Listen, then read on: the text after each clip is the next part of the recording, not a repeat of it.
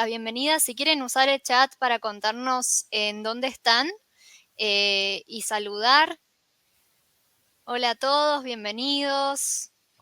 Bienvenidos a otro webinar de Oxford University Press, dentro de nuestro programa de 360 con Oxford University Press.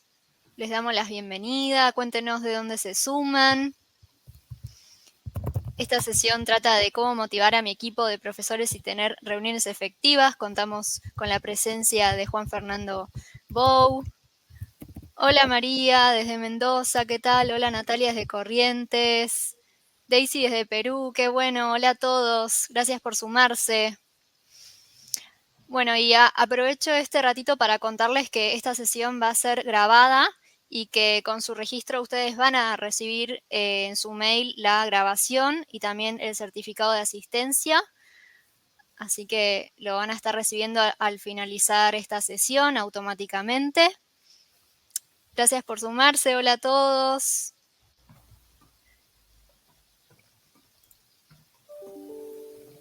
¿Qué tal? Desde Córdoba, Colombia. Qué bueno. Hola. Bueno, bienvenidos a todos. No quiero quitarle más tiempo a Juan Fernando, así que vamos a ir iniciando la sesión, así comenzamos puntual. Gracias a todos.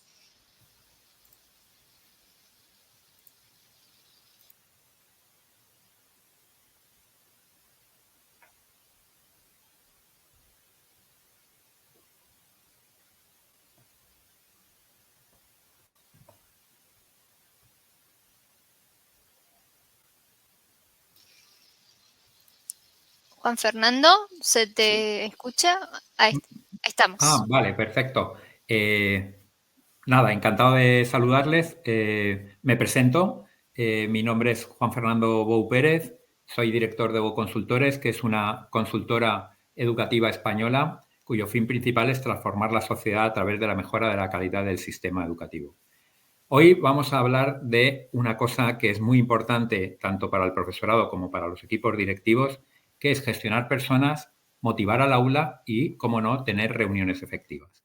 En primer lugar, me gustaría agradecer a Sofía por la presentación que ha hecho de este webinar y a todas las personas de Oxford que han hecho posible este evento. Entre ellas está Sol, Yulisa y Mabel desde España. Así que estoy encantado de estar de aquí con todos ustedes. Veo que hay gente de todas las partes, Argentina, Colombia, hay gente también de la zona de Chile. Bueno, pues estamos representados aquí todos los países y yo creo que va a ser espero que sea una velada agradable, que puedan llevarse algún tipo de píldora para aplicar mañana mismo y que a partir de ahí, pues yo creo que pueda ser interesante esta horita que vamos a estar todos juntos. En primer lugar, los objetivos que tenía para esta reunión, para este webinar, son tres principalmente. El primero es hablar del concepto de liderazgo educativo. ¿Por qué he cogido el concepto de liderazgo educativo como primera parte? Pues fundamental. Es algo clave para intentar gestionar personas, para, dijéramos, entender cómo una persona puede gestionar el aula o cómo un equipo directivo puede gestionar el equipo docente. La segunda parte del webinar tiene que ver con el concepto de motivación. Este concepto de motivación yo creo que redunda en el beneficio de incrementar el rendimiento académico del alumnado y la satisfacción por parte de las familias. Y en tercer lugar, la tercera parte del webinar tiene que ver con las reuniones efectivas, las reuniones eficaces. Yo creo que estas van a ser las parcelas más importantes que vamos a ir trabajando en esta tarde, en esta jornada vespertina. Si vamos intentando desgranar cada uno de los conceptos, tenemos que ver que la primera parte es el concepto de liderazgo. Ese concepto de liderazgo a mí me encanta porque yo estoy muy cercano a este concepto, me dedico a la formación de equipos directivos aquí en España y en Latinoamérica y creo que es un concepto clave para entender luego los dos posteriores, como son la motivación y las reuniones efectivas. Vamos a ver qué definición aportamos como líder educativo. El liderazgo 4.0 es el liderazgo moderno, el transformacional, el actual, el del siglo XXI, en relación al liderazgo más clásico, más vertical, más autoritario de hace unos años. Y dentro del liderazgo, como vemos, está tan moderno y tan evolucionado porque hablamos del 4.0. Es un poco también como los sistemas informáticos, como el software, ¿no? El software teníamos el Windows Vista, el Windows 7, el Windows 10, el Windows 11 y aquí tenemos liderazgo 1.0, liderazgo 2.0, liderazgo 3.0 y liderazgo 4.0, que es el más adelantado, ¿no? El más moderno, el más transformacional. ¿Cómo podemos definir ese liderazgo 4.0? El líder, la persona que ejerce ese tipo de liderazgo, es una persona capaz de inspirar en uno mismo y en los demás objetivos o metas más altas de las que uno mismo jamás esperaba alcanzar por sí mismo. Este concepto de inspiración lo hemos cogido de la película Invictus, una película que tiene que ver con la vida de Nelson Mandela y que relataba muy bien la capacidad que tenía Nelson Mandela como líder de una situación, de una política que nos permitía, evidentemente, superar un conflicto social y racial que había en Sudáfrica. En este caso, las características de Nelson Mandela era esa capacidad que tenía de inspirar, de inspiración, que hacía también que ayudaba al capitán de la selección de rugby de Sudáfrica a creer en sí mismo y a creer en que podían alcanzar la meta, que en ese momento era casi impensable, de que pudieran ganar el Campeonato Mundial de Rugby, que finalmente acabaron ganando. Pero no solo necesitamos inspiración para ser buenos líderes, sino que necesitamos también capacidad de influencia.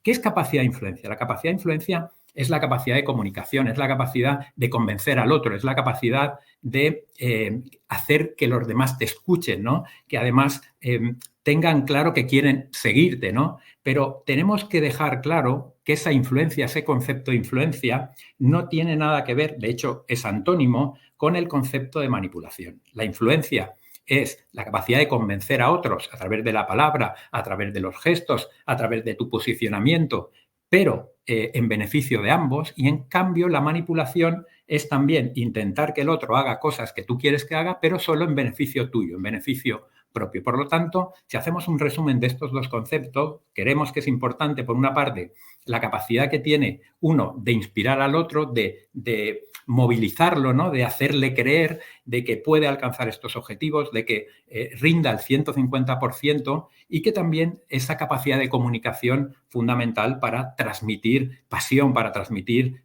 confianza y para transmitir seguridad en lo que estás haciendo.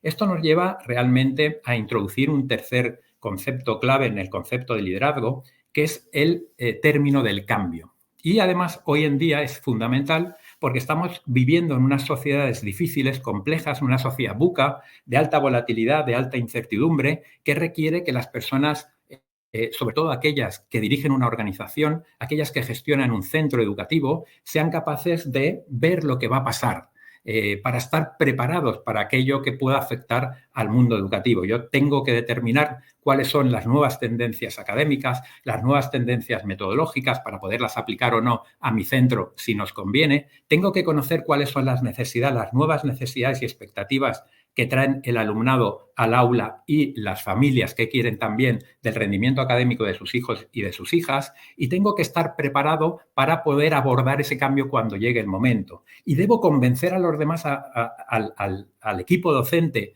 y al profesorado y a todos los especialistas del centro, orientación, audición y lenguaje, a que realmente absorban ese cambio, les interese el cambio, lo practiquen y tengan las soluciones preparadas para cuando llegue el cambio. Ese cambio, que si lo transformáramos en una fórmula matemática, sería método por aptitud más 2 por actitud, sabiendo que la actitud con C es mucho más importante que la actitud en este caso. Ese método donde cada maestrillo, como decimos aquí, tiene su librillo, tiene su forma de hacer las cosas, forma de prevenir lo que va a suceder y también forma de convencer a los demás para dar las soluciones adecuadas en cuanto procede el momento de ese cambio. Para eso tenemos que tener 2 cualidades fundamentales, que es la credibilidad más el compromiso. La credibilidad es que las personas nos vean creíbles, que somos coherentes y congruentes con nuestras ideas,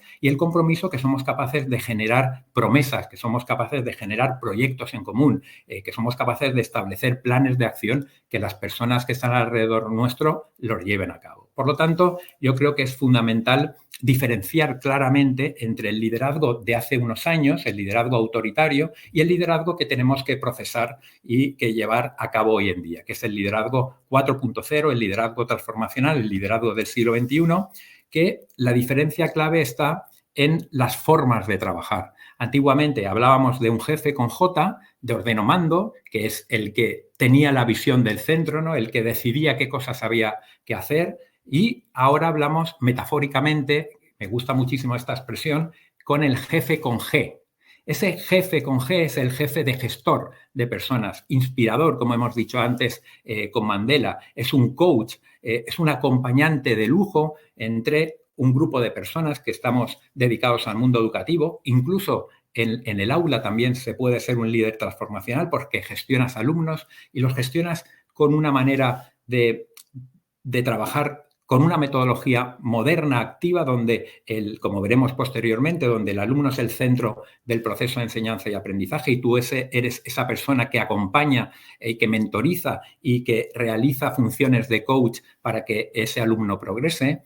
Y, por lo tanto, es muy importante también la diferencia entre el liderazgo autoritario y transformacional a la hora de utilizar las palabras. Quiero decir, antiguamente trabajamos con el concepto de subordinados, que tenía una connotación negativa. Afortunadamente, el uso del lenguaje es muy importante y estamos trasladándolo hacia la positividad y hacia la coeducación, hacia la inclusividad, y ahora hablamos de colaboradores, ¿no? De personas que están codo con codo llevando el centro, ¿no? Tomando decisiones, ¿no? Así que esas decisiones hoy en día son más compartidas, al igual que la visión. Cuando yo traslado el proyecto de centro, quiero compartirlo con mi equipo docente y al igual que yo comparto ese proyecto de centro con el equipo docente, el docente, comparte su competencia curricular con el alumnado y su planificación académica con el alumnado y las familias, ¿no?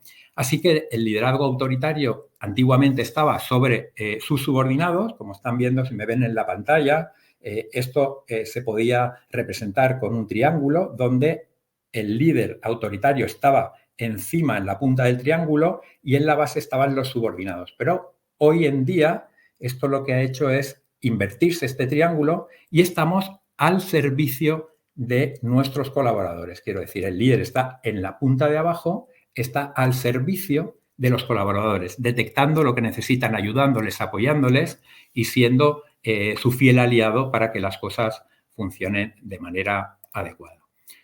Y ahora me gustaría ponerles una pequeña prueba, una dinámica. Aquí lo que están viendo son 4 sumas. Como ven, y ya si estuvieron en el webinar anterior, que estuvimos viendo las claves para la educación del siglo XXI, para la educación del 2030, y ya van conociéndome, saben que me gusta mucho hacer juegos, dinámicas, un poco para también activarles de alguna manera. Y lo que quiero que pongan aquí en el chat es qué están viendo en esas 4 sumas, si les parecen que están adecuadas. Sería un ejercicio como una especie de examen y que me dijeran qué están viendo. Pueden anotarlo ya en el chat, pero ahí tienen 4 sumas: 23 más 69 igual a 92, 75 más 36 igual a 101, 18 más 23 igual a 41 y 25 más 92 igual a 117. Así que, viendo un poco las sumas, ¿qué le parecen? Ya hay una contestación en el chat. Sergio nos comenta que la segunda de la derecha, me imagino que será la segunda por arriba, en la parte de arriba a la derecha, no es correcta. Y aquí nos comentan que hay una que está mal, que hay una cuenta incorrecta, que el 101 es incorrecto, y ahí es donde yo quería llevar y donde quería llevarlos, donde yo quería, dijéramos, transportarlos. Porque vamos a hablar de un concepto que todas las personas tenemos como muy incrustado en nuestro modelo mental, en nuestro paradigma de la realidad, probablemente por la educación que hemos recibido, que es estar muy focalizados en el error, en el error que yo cometo y que me flagelo muchas veces y eso disminuye mi autoestima, pero también en el error que cometen los demás y se lo hacemos saber, ¿no? Y genera también mucha tensión en los equipos de trabajo, también un rendimiento y una disminución de la motivación probablemente si lo hacemos también en el aula como con nuestro alumnado. En este caso tenían razón y evidentemente es una suma que la he hecho adrede, que la he metido incorrecta de manera tenía pensada de esta manera, y 75 más 36, como están comentando en el chat, no es 101, sino que es 111. Pero si lo hacemos y vemos el problema y este juego de manera genérica, si fuera un examen realizado por uno de nuestros alumnos, de nuestras alumnas, y tres sumas estarían bien y una estuviera mal, como es la de 75 más 36, la nota que tendríamos que darle, ¿cuál sería? Sería un 7,5, sería un notable alto, pero nosotros ya de inicio ya le hemos afeado que esa suma era incorrecta, que no deja de ser solo el 25% de la nota del examen, si pudiera ser esto un examen. En este caso, lo que quería introducir era el concepto del error y la visión que tenemos en el concepto del error, y nosotros consideramos que lo ideal sería no considerar el error como un fracaso, sino considerarlo como una equivocación o una oportunidad para el aprendizaje. Si nosotros consideramos el error como fracaso, como hacemos muchas veces, o la mayoría de las personas lo consideran de esta manera, no nos permitimos el hecho de evaluar qué ha sucedido, qué ha pasado, para intentar no cometer el mismo error en la situación que nos pueda venir de manera similar. Y además, no solo consideramos el error como un fracaso y, por lo tanto, no nos permitimos aprender, sino que nos llevamos ese error al ser, a lo que somos, a nuestro ADN. ¿Qué nos decimos? Nos decimos, soy un torpe, soy un inútil, no voy a saber motivar al alumnado, no voy a saber gestionar a mi equipo docente, no voy a saber realizar una reunión eficaz con las familias. En este caso, lo que hago es componer una igualdad entre el ser y el hacer. Soy lo que hago. Si yo he cometido un error en un webinar, ya diré que soy un mal conferenciante, pero normalmente los que tenemos experiencia sabemos que en determinados momentos podemos cometer algún error en alguna conferencia, alguna charla, alguna formación, pero tú sigues siendo un buen formador o un buen conferenciante, ¿no? Esto es si consideráramos el error desde la otra posición como una equivocación, como un proceso de aprendizaje. Nosotros consideramos desde la psicología y el coaching que el error es una oportunidad para el aprendizaje, que nos permite, si hemos cometido un error, y es lo más común, todas las personas cometemos errores, lo mejor es analizarlo, ver qué ha sucedido para que no te pasen la próxima vez y llevártelo en lugar de a tu ADN, a tu ser, llevártelo a tu conducta, a tu actitud. Tú has cometido un error en este webinar o impartiendo un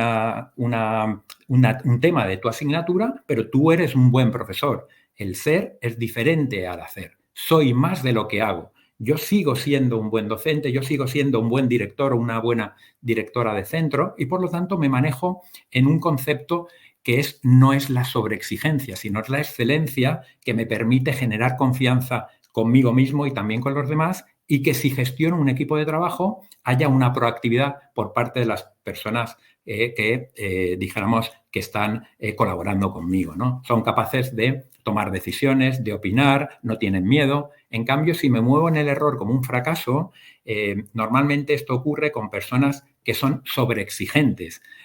La exigencia es buena en cierta medida porque nos permite alcanzar los objetivos y las metas que nos trazamos, pero cuando nos pasamos de la raya, cuando no tenemos ese equilibrio y somos sobreexigentes, nos puede ocurrir que seamos demasiado rígidos, poco flexibles, muy alterables. Las características de una persona exigente es que es cuadriculado, es una persona que no sabe delegar, y si delega lo que quiere que haga la otra persona es el informe tal cual lo haría él, y además lo importante para él es la consecución del objetivo. Es una persona que se mueve más desde lo racional que desde lo emocional. Le interesa muy poco lo que ocurra, el proceso hasta llegar a la meta, y lo que lo interesa realmente es si conseguimos los objetivos o no, si conseguimos las metas o no, si conseguimos el resultado o no.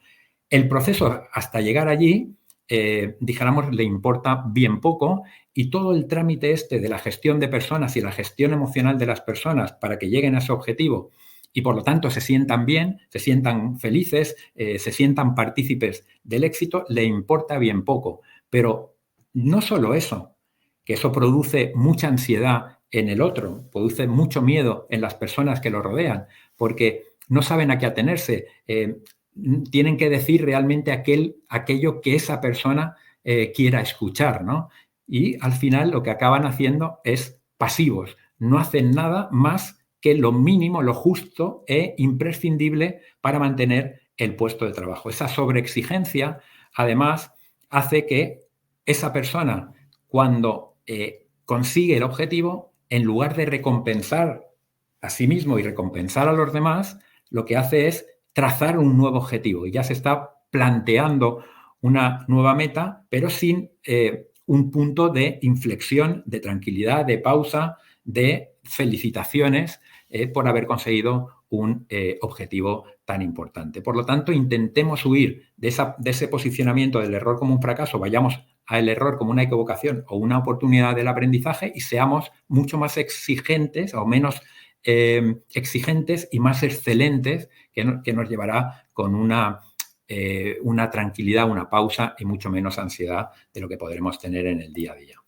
En el fondo, los objetivos que tenemos los profesionales de la docencia, los educadores en general, ya sean aquellos que forman parte del equipo directivo o simplemente un profesor o una profesora del centro o los especialistas del centro, el equipo de orientación, audición y lenguaje, pedagogo o pedagoga terapéutica, son dos principalmente. Este primero, que ven, me gusta mucho también trabajar con metáforas, porque las metáforas es un recurso que me permite también imaginar y es un elemento que hace partícipe a los demás también de sus propias elucubraciones. Nosotros ahí consideramos que este ojo es el ojo que todo lo ve y es ese ojo que necesitamos tener como percepción, ¿no? Incrementar nuestra capacidad de conciencia, incrementar nuestra manera de ver la realidad y crear lo que llamamos en psicología, en nosotros mismos y en los demás, un insight. Es una palabra inglesa que nosotros traducimos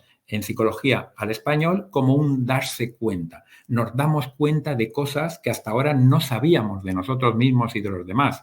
Ese insight es meterme hacia adentro, tener una introspección, un autoconocimiento, una manera diferente de verme, pensar quién soy, qué hago aquí, qué quiero ser de mayor, qué cosas hago bien, cuáles son mis fortalezas, cuáles son mis áreas de mejora, cuáles son mis creencias limitantes por si tengo que suavizarlas o eliminarlas. Todas estas cosas que realmente lo que me llevan es a tener el deseo de tener un aprendizaje, de seguir aprendiendo, la curiosidad por analizar todo lo que me viene del exterior y tener ese proceso de aprendizaje que siempre tiene 4 niveles o 4 fases, empezando con la fase 1 del incompetente inconsciente, de no sé que no sé. Esta es la fase en que a nadie nos gustaría estar, ni tampoco nos gustaría tener algún alumno, aunque los hay en esta fase de incompetente inconsciente, porque dijéramos que es un alumno ameba, un alumno con cerebro de mosquito, con todos mis respetos, pero es una fase en la que no nos preocupa ni cómo somos, ni esa mirada interior para saber qué cosas debería seguir apostando por ellas, qué curiosidad tengo, qué cosas debo mejorar o me gustaría transformar en mi vida, ¿no? Afortunadamente, tenemos herramientas para hacer que estos alumnos o estos compañeros, compañeras o estas familias, padres y madres, puedan a través de la ayuda nuestra pasar de la fase 1 a la fase 2 con ese insight, con este acompañamiento y por lo tanto llegar a ese ser que es incompetente consciente. Sé que no sé, al menos ya he tenido esa posibilidad de mirarme hacia adentro y saber que hay cosas que tengo que mejorar, hay cosas que no sé y que tengo ganas de seguir aprendiendo, ¿no? Este traspaso de la fase 1 a la fase 2 es el traspaso más importante del proceso de aprendizaje y una vez ya estamos en la fase 2, todo el recorrido hasta el punto 4 hasta el nivel 4 es mucho más sencillo. Simplemente del paso de la fase 2 a la fase 3 tendríamos que trazarnos un plan de acción. Si nosotros queremos mejorar nuestro nivel de inglés, pues tenemos varias acciones que podemos realizar: apuntarnos a una escuela de idiomas, viajar al extranjero, ver las películas en versión original, etcétera, ¿no? Y en este caso llegaríamos a la tercera fase del competente consciente. Ese competente consciente de sé que sé. Ya he empezado a hablar inglés, lo que pasa es que no lo tengo automatizado. Pienso en español antes de hablar en inglés, o probablemente te entiendo, pero aún no me puedo expresar de manera adecuada. ¿Qué tengo que hacer para pasar de la 3 a la 4? Practicar, practicar, practicar y practicar. Pasamos del competente consciente al competente inconsciente, de que no sé qué sé, ya lo hago de manera automática, he llegado a ser experto, ¿no? He superado esas 10.000 horas en hacer una cosa que dicen los investigadores científicos que tenemos que llegar para considerarnos expertos, ¿no? Ya hablo inglés sin pensar primero en español, ya te entiendo perfectamente, me hago entender perfectamente, pero los procesos de aprendizaje nunca acaban. Son siempre ciclos continuos y luego siempre llegaríamos a la fase 1, a esa mirada interior, luego a la 2, a la 3 y así realmente hasta el infinito. Y el segundo objetivo que tenemos como docentes, como educadores en general, es ese diamante. Podríamos sacar muchas conclusiones. También es una metáfora el diamante de nuestro alumnado. El diamante brilla, nuestros alumnos brillan. Todo alumno siempre tiene un talento que espera ser revelado y es parte del centro, del objetivo del centro y del profesorado, el sacar ese talento que lleva dentro. Tiene valor, dijéramos, tiene fuerza, tiene energía como el diamante, pero de todo lo que estamos viendo aquí, a mí lo que me interesa es las, dijéramos, distintas paredes que tiene ese diamante que está tallado. ¿Por qué? Porque eso es como si fuera el mundo, ¿no? Como si fuera una situación.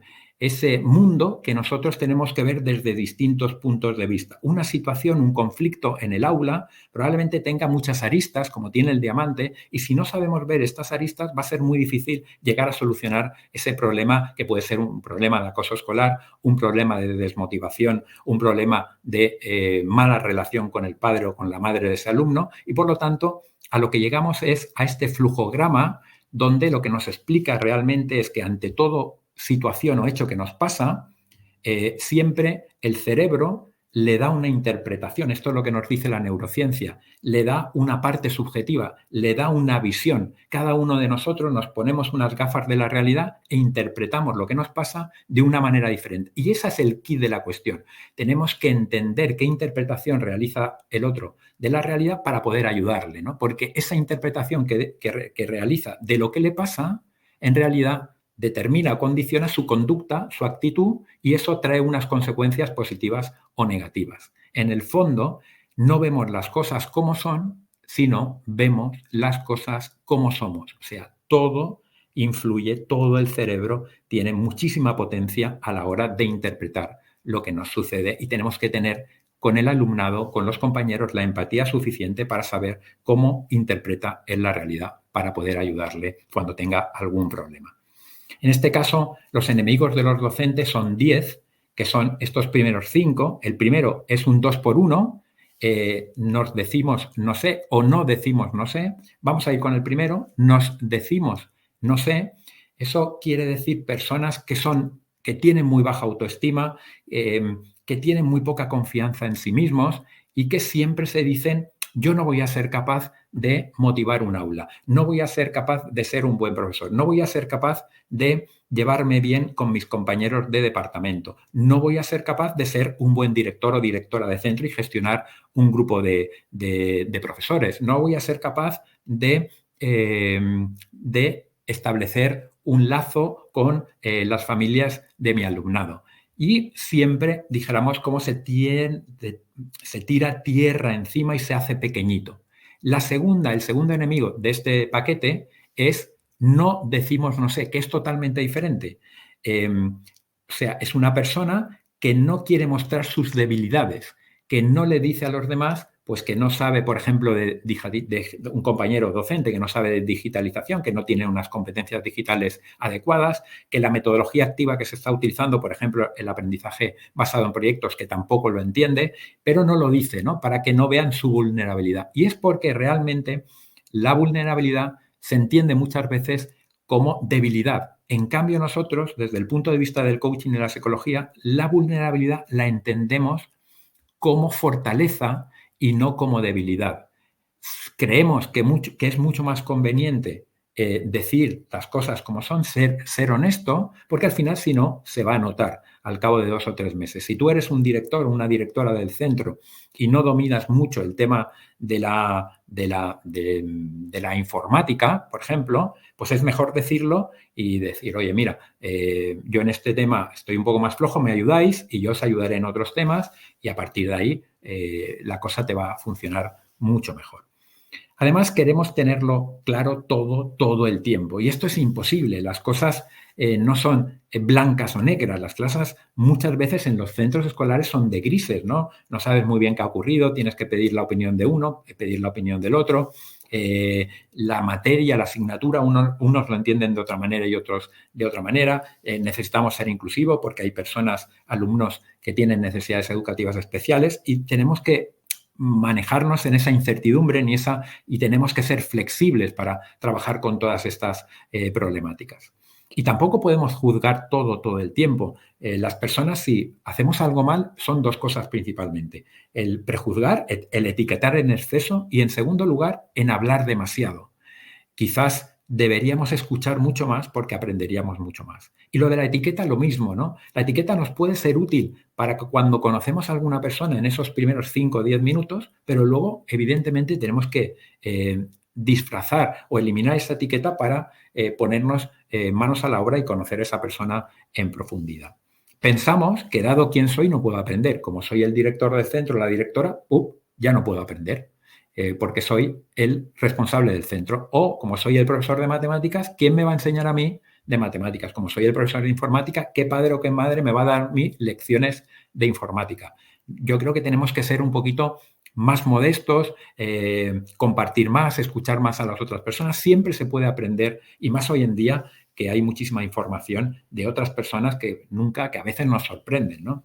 No damos autoridad a quien nos enseña o a otras personas en general. Esto está ocurriendo mucho también en los centros, sobre todo entre compañeros. Yo me estoy encontrando mucha problemática entre distintos compañeros que no se respetan los unos a los otros, pero también tenemos un problema con las familias, ¿no? Las familias muchas veces las tenemos de espaldas a la realidad, de espaldas a la autoridad del profesorado, porque no confía en nosotros.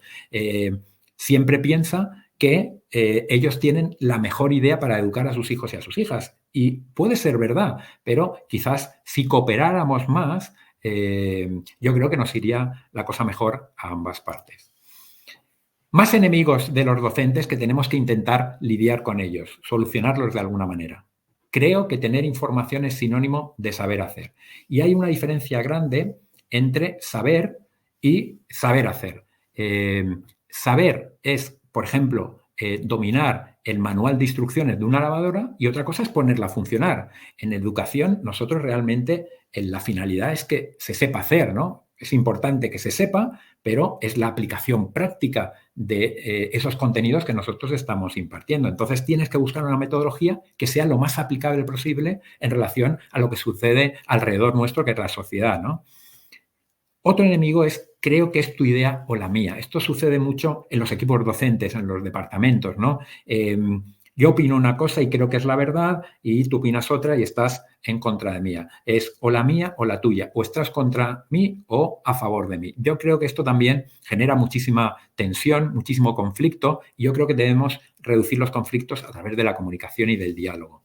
El miedo y la incomodidad puede ser otro de los enemigos, sobre todo en docentes noveles, docentes con poca experiencia, que puedan tener miedo, o docentes que con mucha experiencia ante el cambio, por ejemplo, que vino la pandemia y tuvimos que hacer un esfuerzo por digitalizar las aulas y establecer cursos online y apoyo online, y había gente que no se encontraba cómoda porque no dominaba este tipo de tecnología, ¿no? Puede ser lógico en cierta medida, y hay que apoyarlos.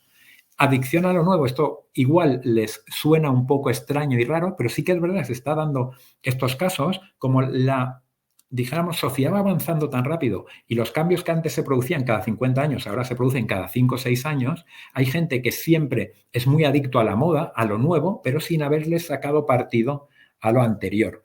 Quiere el iPhone de último modelo, pero tenía un iPhone anterior, pero que no le ha sacado todo el partido que tenía ese iPhone, ¿no? Entonces, vamos a pararnos a pensar si esa moda realmente nos lleva al objetivo y al plan estratégico que tiene la organización. Y luego, para finalizar, confundir lo que sé con lo que soy. Dado que soy el director, siempre voy a tener razón. Dado que soy el profesor, siempre voy a tener razón en función a lo que yo planteé. Dado que soy el padre o la madre, siempre voy a tener razón con respecto a mi hijo. Me digan lo que me digan y desde donde me lo digan. Yo creo que también habría que bajar un poquito el soufflé, hablando de gastronomía, e intentar ser más maduros, ¿no? Por decirlo de alguna manera. Y luego, para dar algunas pinceladas de algunas expresiones que a veces utilizamos y que nos limitan, ahí os dejo un pequeño entrante de esas 3 expresiones, los ISIS, los PORSIS y los IYAKIS, que muchos de nosotros probablemente los utilicemos y que debemos ir intentando quitarlos de nuestro vocabulario porque nos afectan a la hora de pensar sobre nosotros mismos y de relacionarnos con los demás. Los ISIS son ese interrogante que nos hace un poco generar ansiedad en nosotros, ¿no? Por una parte están los ISIS del pasado. ¿Y si hubiese aprobado este alumno? ¿Y si hubiese pedido perdón a mi compañero hace 2 años? ¿Y si me hubiese presentado al cargo de director o directora? Evidentemente, cosas que han pasado y que nosotros volvemos a traerlas una y otra vez, una y otra vez. Esto no es beneficioso para nosotros ni para la gente que nos rodea. Por lo tanto, tenemos que olvidarlo. El pasado está para aprender, pero para también olvidar. O ISIS del futuro, ¿no? Nos preocupamos por cosas que creemos que van a suceder, pero que probablemente el 90% de esas cosas no vayan a suceder nunca. Y por lo tanto, esto es lo que me genera, así como los ISIS del pasado me generan sobre todo tristeza si me encallo en ellos o puede llegar a una depresión, los ISIS del futuro me generan sobre todo ansiedad y estrés. Por lo tanto, la solución es estar a ser posible en el presente. Sé que es muy difícil, ¿eh? Es súper, súper complicado. Para eso está la meditación, para eso está el mindfulness, para eso está la relajación, la respiración, pero intentemos estar en el presente, que es como mejor se está. El pasado y el futuro es muy importante para visualizar el futuro, para aprender el pasado, pero intentemos disfrutar del presente.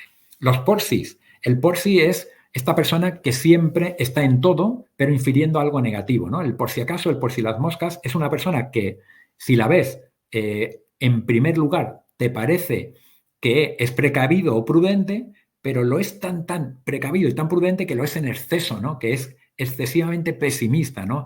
Pues voy a coger el paraguas por si llueve. Ya, pero si es que no han dicho que vaya, pero por si acaso. Voy a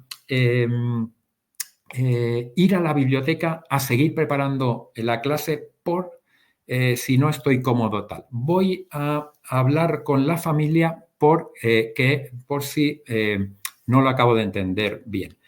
Voy a contratar a una consultora externa por si no lo sabemos hacer bien aquí. Estos por si que siempre nos hacen estar inseguros, ¿no? Y luego ya los iyaques, que esto es el aprovecharse de otras personas según determinadas situaciones, circunstancias, como mi cargo, el contexto, la amistad. Y ya que estás aquí, ¿por qué no me traes un cafetito? Y ya que has ido tú al curso, ¿por qué no me haces un resumen de lo que se ha tratado en el curso? Y ya que has venido al webinar de Oxford, ¿por qué no me dejas las 3 notas, las 3 claves importantes que ha dicho el ponente? Estas cosas, estos iyaques, que a veces también, evidentemente, son muy graciosos, pero que podríamos, a través de la asertividad, si se producen en nosotros, un poco paralizarlos, ¿no? Darle respuesta, ¿no? Y ya para ir acabando el rol del líder, entramos en el rol del líder 4.0. Esta es una transparencia que tiene muchísimas ramificaciones, es muy completa y empieza con una frase que es: la actitud es un reflejo del liderazgo. En función a cómo nos comportemos nosotros, esa vida, esa manera de comportarnos y de relacionarnos hará también que los demás se relacionen conmigo. Nosotros tenemos que adaptarnos ser capaces de ser flexibles, ya que la mayoría muchas veces se quejan, ¿no? La mayoría se queja, los mejores se adaptan, nosotros tenemos que estar entre los mejores. ¿Y qué debemos hacer para adaptarnos, ¿no? Tenemos que intentar pasar de ese semáforo en rojo, de estos conceptos que están en rojo, resentimiento, queja, víctima, no hacer, resignación y cumplimiento, al verde, al semáforo verde, ¿no? Al semáforo de la fortaleza, ¿no? Del resentimiento, que es la emoción negativa más importante y que más hay que reducir y eliminar porque nos produce rencor, hay que intentar dialogar con esa persona que te ha producido ese rencor, esa situación negativa. Hay que comunicarse con él, hay que intentar llegar a un acuerdo. Porque si no llegamos a un acuerdo, ese resentimiento pasa a ser una queja. Y la queja es el mayor de los cánceres de cualquier organización y no menos de un centro educativo. Veo muchísimas quejas dentro de los centros educativos y la queja lo que hace es dividir al equipo docente. O estás contra mí o estás a favor mío. ¿Cómo se puede solucionar esa queja? A través de la reclamación productiva. Normalmente siempre nos quejamos ante las personas que no pueden solucionar mi resentimiento, mi problema. Por lo tanto, siempre dirígete, la reclamación productiva es dirigirse a esa persona que te ha producido esa queja. Si tú, por ejemplo, tienes un compañero que no te deja hablar en las reuniones del equipo docente y siempre te ningunea, háblalo con él y dices, oye, mira, me siento mal cuando me ninguneas porque a partir de ahora no nos llevamos bien. Y si no, pues reclama a el equipo directivo, al director del centro, que te está ocurriendo esto con un compañero o una compañera. También es verdad que podemos muchas veces, cuando alguien se queja y viene a quejarse, es lo que llamamos nosotros no escuchar para la queja, sino escuchar para el compromiso. Cuando alguien viene a quejarse y te dice, mira, este compañero es que me maltrató el otro día, no me respeta, y tú dices, muy bien, ¿has hablado con él? ¿Lo habéis comentado? Entonces es una manera como rebotar esa queja para no hacerla más grande. Porque si no, al final la otra persona se va a convertir en una víctima de la situación, una víctima que piensa que todos están en contra suya, dijéramos que el planeta, está en su contra, ¿no? Que el planeta como que lo ahoga, ¿no? Y una persona que es víctima no puede ser responsable de la situación. La responsabilidad es la suma de dos palabras, la habilidad para responder, la habilidad para tomar decisiones. Por tanto, creemos que es mejor tomar decisiones que no hacer nada, ¿no? Que es lo que te provoca una resignación, ¿no? La resignación es una palabra muy cristiana, pero que tiene mucho sentido en las relaciones entre personas, porque una persona que está resignada es una persona que no cree que puede cambiar el futuro, que no cree que pueda cambiar el destino de un alumno. Entonces está como incapacitado para ser docente. Tenemos que tener siempre una pequeña ambición de querer conseguir más cosas, de ser mejor docente, de conectar mejor con nuestro alumnado, de relacionarnos mejor con las familias y, por lo tanto, tener ese cumplimiento que llamamos, que es esa suma de dos palabras, no llegar a ese cumplimiento, sino llegar al compromiso. El cumplimiento es la suma de dos palabras que es cumplo y miento. Cumplo y miento. Cumplo y miento. ¿Qué quiere decir un docente que está en el cumplimiento o un profesional que está en el cumplimiento? Pues que hace lo básico, que no tiene pasión, que lo hace todo desde la razón, pero no pone el corazón, no pone la emoción y la pasión en lo que hace, sino que hace lo mínimo para que no lo puedan despedir. Pero nosotros, en la docencia, sobre todo en este sector educativo, necesitamos gente con pasión, que lo viva, ¿no? Que se comprometa con el corazón. Y este es un poco el espíritu de esta transparencia para resolverla con esta conclusión que es nuestros mejores docentes y equipos directivos establecen visiones compartidas, es un resumen de todo lo que hemos visto anteriormente, inspiran esfuerzo y perseverancia, o sea, son modelos y referentes para los demás, tienen una elevada inteligencia emocional o deberían tener una elevada inteligencia emocional, creen en su profesión y sobre todo en el potencial de sus equipos docentes y el alumnado, es el efecto Pigmalión, dan poder a su equipo y a su aula, el empowerment, el dar recursos, el dar procesos, métodos para que la gente cada vez sea mejor y pueda alcanzar sus objetivos. Está al servicio de sus colaboradores, del alumnado y sus familias, como hemos dicho anteriormente, y considera su trabajo como vocacional. Sobre todo, es capaz de generar confianza y autonomía en el alumnado, ¿no? El mejor líder es el que apenas se hace notar y cuando ha concluido su trabajo y alcanzado su propósito, la gente dirá, lo hicimos nosotros. Lao Tse. Esto se está viendo hoy en día mucho, aquellos que sean aficionados a los deportes de equipo, por ejemplo, al fútbol, cuando un equipo como el Real Madrid, que ganó la Copa de Europa, gana, se ve siempre a los buenos entrenadores que desaparecen del escenario, de la escena, y dejan todo el protagonismo a los jugadores, que son los verdaderos protagonistas del éxito. Y el entrenador queda en segundo plano, ¿no? Porque ya hizo su trabajo, todo el mundo sabe que es el gestor de todos los jugadores. Y esto es un verdadero líder, sin egoless. Entrando ya en la segunda parte del webinar, en las 5 claves para motivar, yo creo que empezando por la primera, tenemos que ser capaces de tener un plan estratégico de centro. Esto sobre todo suelen tenerlo todos los privados, todos los centros privados. Es más difícil que un equipo directivo de un centro público pueda elaborar de manera autónoma un plan estratégico, porque depende de otras situaciones más institucionales o públicas o políticas, pero en todos los centros privados deberíamos tener un plan estratégico de centro que nos diga hacia dónde va el centro, ¿no? Es la visión del centro, es el futuro a corto plazo, a medio y a largo plazo, a 1, a 3 y a 5 años, y en ese papel es el que recoge el camino que tiene que dirigir ese centro a la consecución de los objetivos académicos, institucionales, de calidad, metodológicos, etcétera, etcétera, etcétera. Pero ese plan estratégico, no, aunque el mayor responsable tiene que ser el equipo docente, pero tiene que hacer partícipe de las opiniones también de lo que opina el alumnado y sus familias, cada uno a su nivel, evidentemente, y luego, una vez esté cumplimentado, comunicarlo de manera eficaz tanto al equipo docente como al alumnado y sus familias, porque eso genera muchísima motivación. Estamos todos en el mismo barco y miramos todos en la misma dirección. No me vale que alguien tenga el plan estratégico en la cabeza. Un plan estratégico siempre hay que elaborarlo, hay que tener un índice, pero luego hay que diseñar un informe negro sobre blanco. Hay que escribirlo, ¿no? ¿Para qué? Para que quede constancia, para que podamos revisarlo, para que lo puedan revisar otras personas, para que podamos mejorar, para también poder ver los planes estratégicos del pasado y qué cosas funcionaron y no funcionaron, para que podamos evaluarlo, etcétera, etcétera, etcétera. Aquí tienen, les dejo un pequeño plan estratégico, pero que se lo van a entregar las compañeras de Oxford con el handout del webinar. Me imagino que todos tendrán ya su propio modelo, pero bueno, aquí tienen otro, por si les interesa, para el plan estratégico del 2025, del año próximo. El segundo elemento, la segunda clave de la motivación es que necesitamos tener pasión. No podemos vivir la vida sin pasión, es imposible. Tenemos que tener pasión en todo lo que hacemos.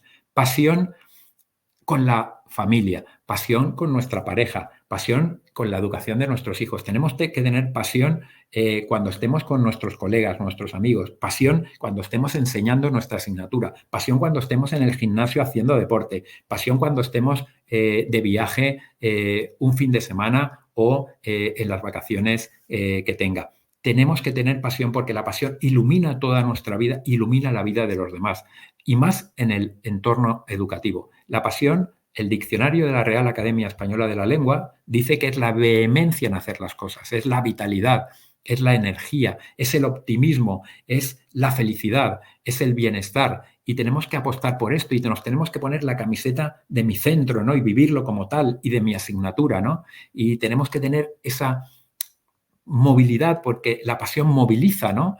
Contagia, es una emoción que se contagia al alumnado, a las familias y a los compañeros.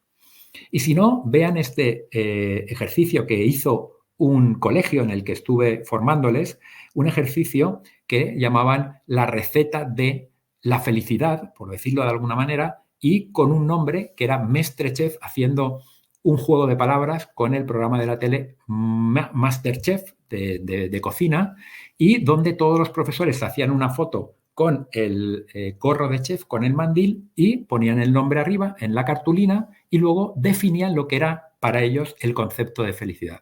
David, que es el que están viendo ahora, era el director del centro. Este era un centro privado, un centro religioso, y David era es cura, y para él la felicidad es pellizco de escucha, mucho tiempo de encuentro, alegría muy visible, tiempo de disponibilidad, evangelio, pata negra, original.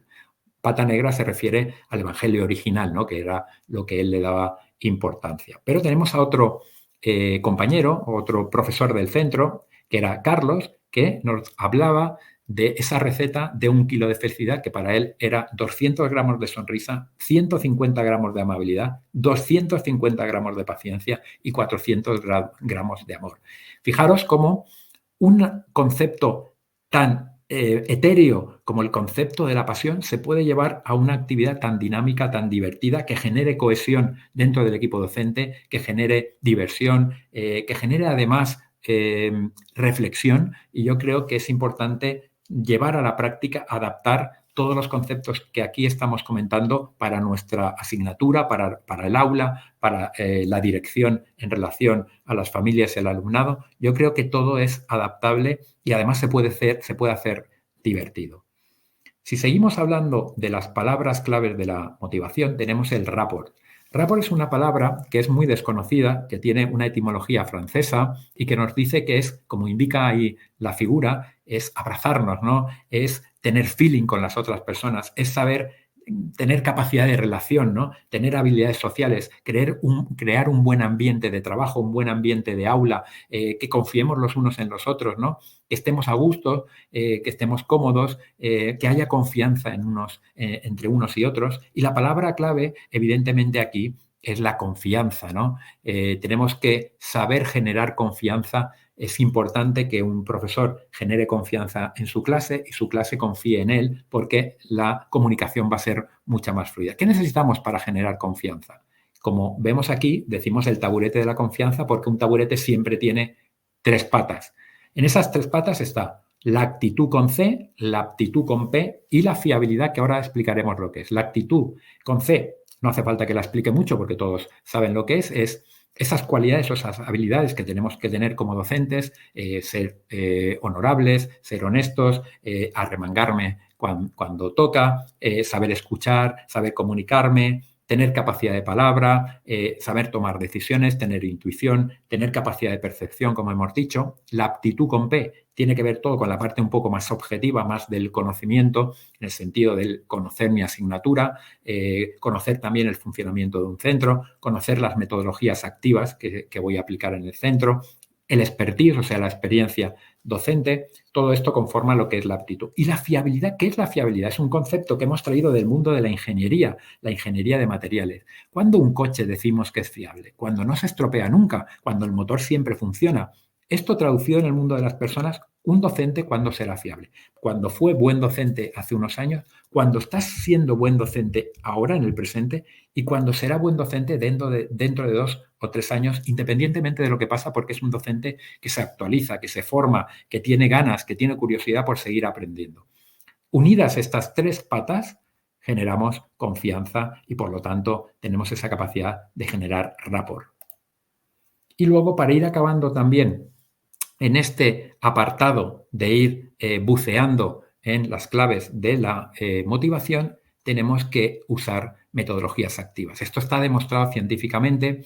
Hay que pasar de la metodología tradicional, de esa transmisión de información que hacía el profesorado antiguamente, porque era la fuente de sabiduría y que el alumnado simplemente lo que hacía era recibirla, memorizarla y escupirla en un examen, pasar a metodologías activas donde el docente sigue siendo la piedra angular del sistema educativo, pero su rol ha cambiado. Es un rol menos de transmisión de información, por lo tanto de conocimiento, más como un docente coach que acompaña, que detecta cuáles son las necesidades del alumnado, que les impulsa a trabajar en equipo, que le da herramientas, que les da recursos, que les hace ser más autónomos, que les hace también trabajar más de manera colaborativa o cooperativa. Estas metodologías activas que todos conocemos, ¿no? Pero que debemos aplicar alguna de ellas o varias, como el aprendizaje basado en proyectos y el cooperativo, que son las 2 que más se utilizan, pero tenemos otras, ¿no? La Flipped Classroom, el coaching educativo, las inteligencias múltiples.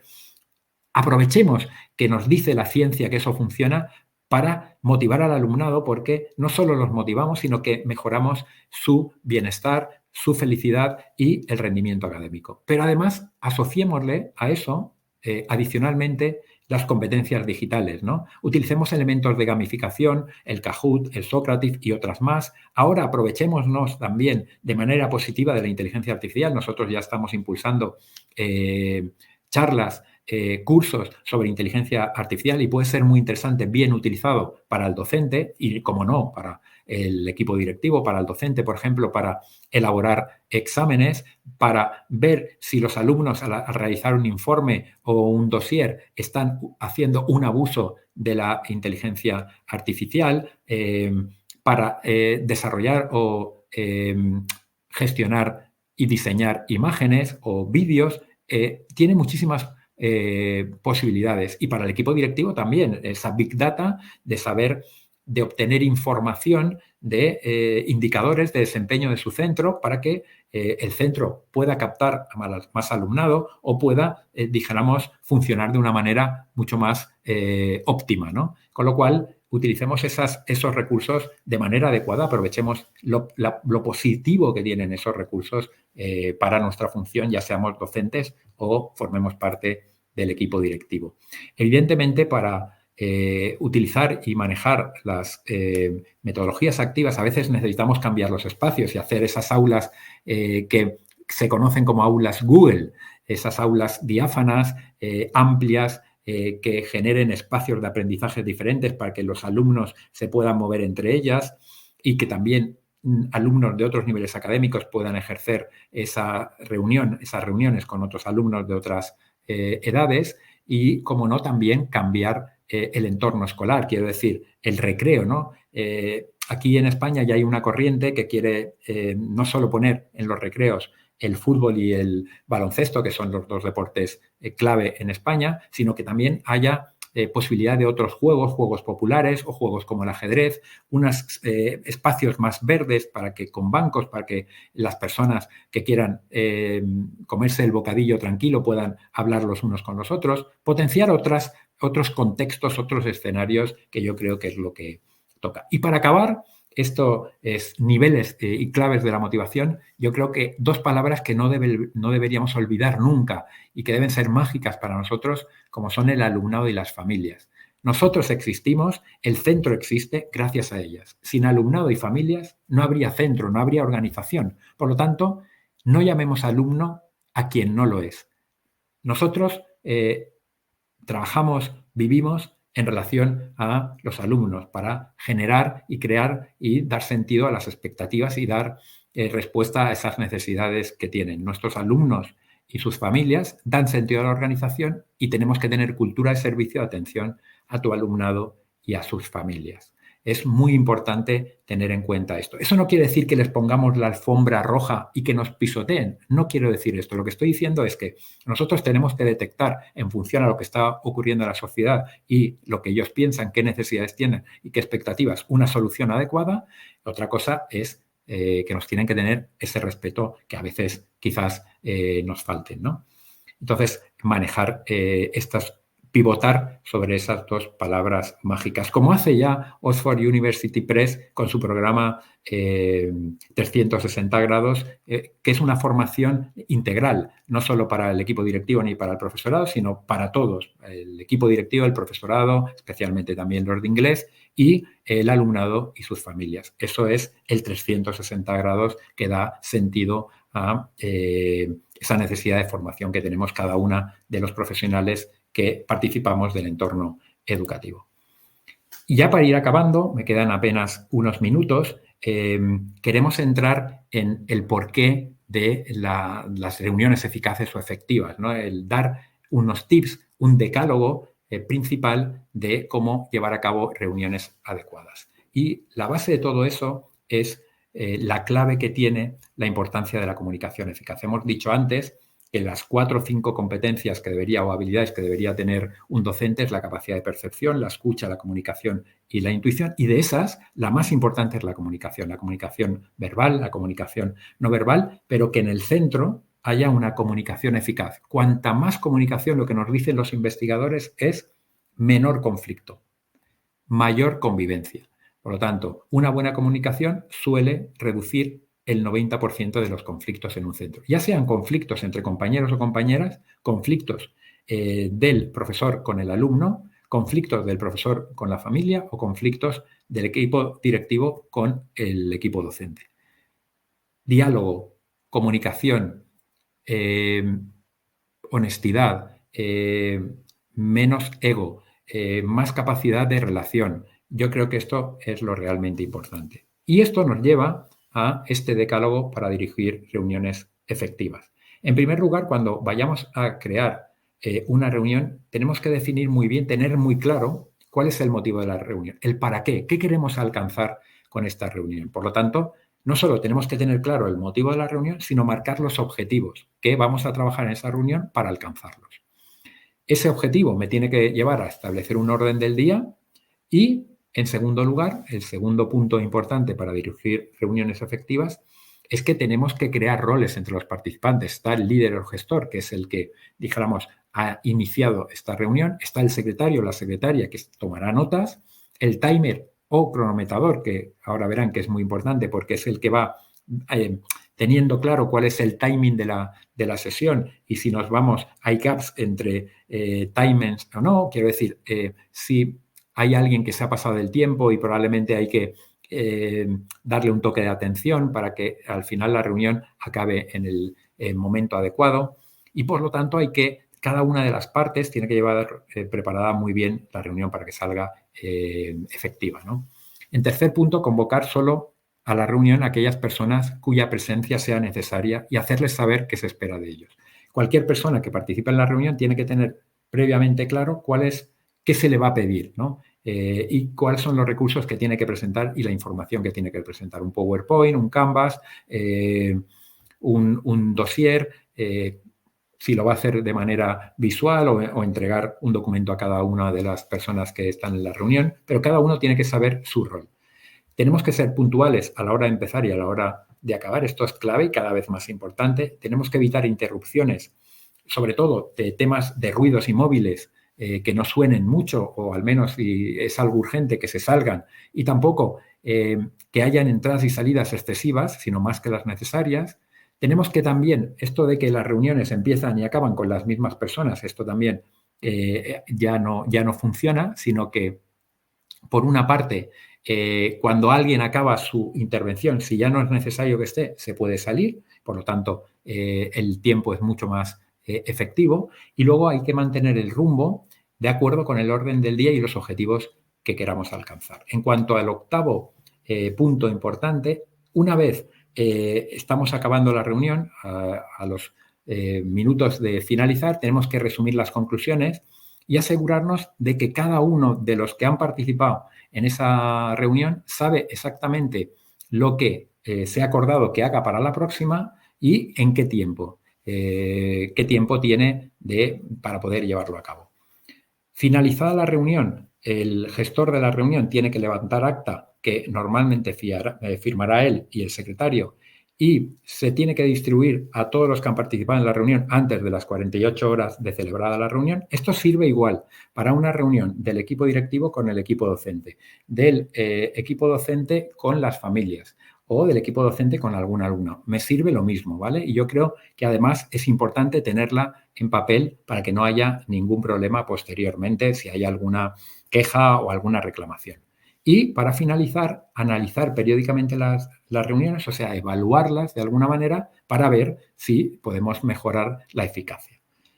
Así que esto nos lleva a la conclusión de que las reuniones solo pueden ser celebradas cuando uno tenga clara la misión, o sea, el objetivo o el motivo de la reunión y para si tenemos claro el intercambio de información o para qué sirve, ¿no? O para analizar o resolver un determinado problema. Y no hay que convocar una reunión cuando o bien no hay un propósito específico, cuando existe otro modo de conseguir el mismo resultado, como una llamada de teléfono, por ejemplo, o una videoconferencia, para también cuando hay falta de tiempo para conseguir la información precisa o realizar la adecuada preparación, o cuando no está alguna de las personas clave que deberían participar en la reunión. En este caso, no habría que convocarla de ninguna de las maneras. Por eso es muy importante saber gestionar el tiempo, que esto probablemente lo podamos trabajar en otro webinar, pero la gestión del tiempo es necesaria por varios motivos. Primero, porque si yo soy una persona que gestiona bien el tiempo, eso quiere decir que soy ordenado, que soy organizado. También si hay colaboradores, si hay una persona, un equipo que trabaja conmigo y colabora conmigo, el hecho de que yo sea ordenado y organizado, a ellos también les ordena de alguna manera. Quiero decir, les produce más relajación, más tranquilidad. En segundo lugar, también es importante porque me provoca menos estrés el hecho de gestionar bien el tiempo, ¿no? Acudo a todos los sitios, más o menos tengo clasificadas las actividades por importantes, urgentes o no importantes y, por lo tanto, mejora mi salud mental. Pero no solo mejora mi salud mental, sino mejora la salud mental también de mi equipo, ¿no? Porque dijéramos como que está todo mucho más controlado. Y además genera muchísima más confianza, ¿no? Si tú sabes que la persona lo tiene todo claro y que lo tiene bien armado, normalmente confías en que el informe te va a llegar a tiempo, que lo lleva todo como muy atado, ¿no? Y para finalizar, es muy importante también que si nosotros esa gestión del tiempo la digitalizamos de alguna manera, o sea, la escribimos, aunque sea de manera analógica, pero tenemos una agenda o tenemos una agenda digital, nos podemos permitir el lujo también de evaluar lo que está pasando, lo que ha pasado en el tiempo, en el pasado, pero también lo que voy a hacer en el futuro por si puedo hacerlo de manera más adecuada. Así que seamos un equipo, y esto ya es la última transparencia, estemos dispuestos a dar y recibir feedback para aprender de nuestros errores, de todas las personas que componen la organización. No escuchemos para las excusas o para las justificaciones, sino que escuchemos para el compromiso y para que las cosas sucedan. Hagámonos predecibles para nuestro centro o departamento. Si yo tengo una incidencia, que avise lo más rápidamente posible para que el centro pueda tomar nota y poner otro docente en la asignatura para que los alumnos no se queden sin clase. Estamos dispuestos a hablar todos juntos sobre lo que nos pasa como equipo para poder mejorar y luego nos tenemos que cuidar mutuamente. Somos los docentes poco corporativos y creo que debemos ser más corporativos y cuidar también la imagen del centro, ¿no? Ponernos, como he dicho antes, la camiseta de la organización a la que pertenecemos. Así que muchas gracias y me quedo a su disposición por si quisieran comentarme alguna cosita, alguna pregunta, hacer alguna reflexión, darme algún feedback sobre qué les ha parecido la charla, la conferencia, el webinar.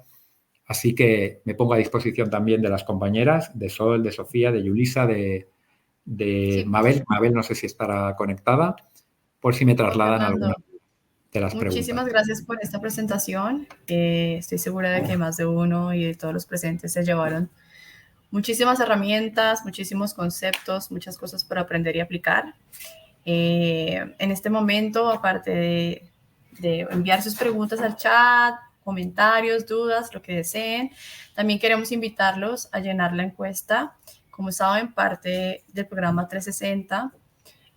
Nos encantaría, por supuesto, poder escucharlos y saber cuál es la siguiente temática que quisieran ver en el siguiente webinar que vamos a tener.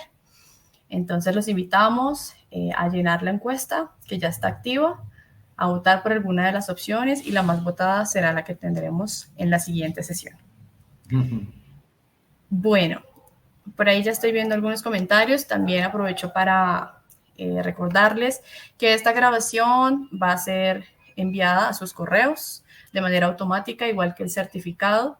Y al finalizar también van a ver un feedback en el cual pues nos encantaría saber cuál es su punto de vista respecto a la sesión, el desarrollo y la temática que tuvimos el día de hoy. Y bueno, quisiera también aprovechar para recordarles que, como saben, el programa 360 con Oxford University Press es un programa creado especialmente para ustedes, para toda la comunidad también que hace parte de Oxford University Press. Es un programa en el cual tenemos distintos webinars, temáticas que están en tendencia, especialistas que hablan de estas temáticas, contenido que es exclusivo y profesional relacionado con cada una de estas temáticas que hemos visto durante el año y que, pues, de las cuales todavía aún nos faltan unos webinars. Adicional, a todos los directivos, directivas, tomadores de decisiones que están conectados el día de hoy, les agradecemos un montón que hayan estado aquí. Esperamos que lo hayan disfrutado. También les recordamos que pueden invitar a todo su equipo de profesores a participar en las siguientes sesiones que aún nos faltan para profesores e igualmente para padres. Sin duda ustedes son un pilar muy importante para poder compartir y para poder también motivar a su equipo de profesores y a sus padres, madres y familias que hacen parte de sus instituciones. Y sus estudiantes también van a poder ser parte de una competencia que está dentro de este programa 360, una competencia de lectura y escritura llamada Oxford Big Read, de la cual también van a poder saber más en el link que les dejamos en el chat, en una cajita azulita que van a ver. Pueden hacer clic allí y van a poder saber un poco más de lo que es 360, e igualmente lo que es nuestra competencia Big Read, una competencia exclusiva para los estudiantes, en la cual absolutamente todos van a poder ganar premios de acuerdo a su categoría, a su grado y a su edad. Entonces, muchísimas gracias. Ya mi colega en el chat compartió el link donde van a poder saber más sobre Big Read. Y bueno, los invitamos también a que participen y sean parte de esta competencia en la cual también van a participar tanto a nivel local, nacional, como a nivel global con otros países a nivel Latinoamérica y pues también a nivel Asia, Europa. Creo que hay una pregunta, ¿no? Sí, vamos a mirar. En la sección de preguntas, bueno, dice por aquí Juan Fernando. Sergio nos pregunta, cuando el profe habla de reuniones, ¡ay! ¿Se desapareció? Sí, pero la he leído antes, no te preocupes. Sí.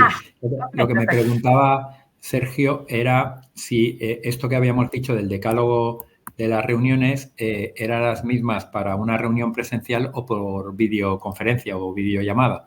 Es lo mismo, una, dijéramos, reunión por videoconferencia tiene que tener el mismo decálogo, debe cumplir las mismas 10 puntos de una reunión presencial. Tenemos que tener claro el para qué de la reunión, tenemos que tener claro los objetivos, cada uno de los participantes tiene que saber a qué atenerse y para qué se le ha convocado, y luego finalmente hay que elaborar un acta y pasarlo al resto de los componentes que han participado en la reunión. Igual, idéntica. Muchas gracias por la pregunta, Sergio. Muchísimas gracias, Sergio. A ver, ¿qué otras preguntas vemos por aquí? Bueno, me parece que no veo más preguntas. Muchísimos agradecimientos. Excelente presentación. Bueno, entonces creo que si ya no hay más preguntas, podemos finalizar entonces la sesión. Muchísimas gracias, Juan Fernando. Muchísimas gracias a mis colegas Sol y Sofía, que también hicieron parte y que nos estuvieron aquí acompañando. Y muchísimas gracias a todos los que nos acompañaron el día de hoy. Esperamos que lo hayan disfrutado. Por favor, estén pendientes de sus correos, que nosotros vamos a estar manteniéndolos al tanto de cualquier actualización, información, novedad y de los siguientes webinars que vendrán próximamente. Y bueno, gracias también a todos por su votación. Que estén muy bien. Y bueno, nos mantenemos en contacto entonces. Adiós. Muchas gracias por todo.